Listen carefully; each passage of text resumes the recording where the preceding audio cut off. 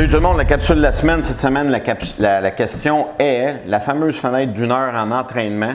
Est-ce vrai? Est-ce optimal? Bénéfice. Souvent, vous avez entendu parler de la fenêtre d'entraînement avec la nutrition, là, le fameux 15 minutes après l'entraînement. Je ne m'aventure pas là-dedans parce que, comme vous le savez, je ne fais plus de nutrition.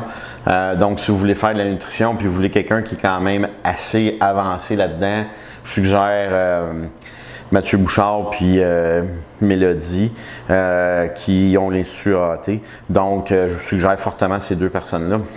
L'autre chose, la fenêtre. Bon, ça dépend de ce qu'on regarde. Généralement, optimalement, la testostérone va rester élevée jusqu'à environ 1 heure. Fait que vous devez rester dans votre fenêtre d'1 heure. Ceux qui connaissent un peu comment ça fonctionne l'entraînement en force, en powerlifting, vous allez souvent nous dire « Oui, mais les entraînements de powerlifting vont durer à peu près 1h30, des fois 2 heures, des fois 2h30. » Dans mes belles années de powerlifting, j'ai fait du Shaco, puis ça durait 3 heures à peu près. Il faut regarder aussi le temps de contraction, parce qu'en powerlifting, généralement, si vous faites, exemple, 3 séries de 1, proche de votre max, puis vous avez 6 minutes de pause, mettons. Donc, vous avez 3 séries de 6 minutes de pause. Donc, déjà en partant, vous êtes à 18 minutes de pause. Une rep, ça se fait relativement rapidement. Ça dépend aussi de la charge qui est sur la barre. Donc, par la suite, vous avez des exercices supplémentaires, vous avez des exercices d'accommodation.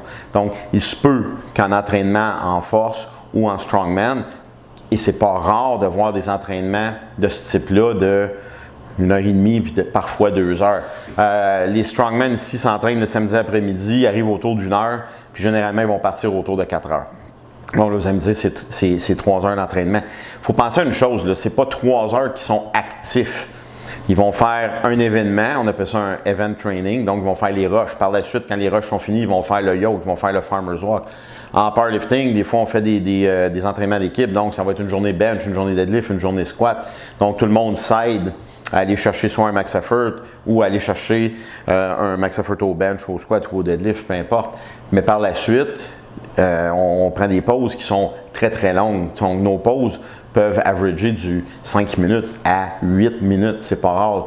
Donc, vous devez penser que la fenêtre d'1 heure, pour l'entraînement général, pour la clientèle que je dirais non athlétique, je pense que vous devriez respecter la barrière du 45 minutes, maximum 60.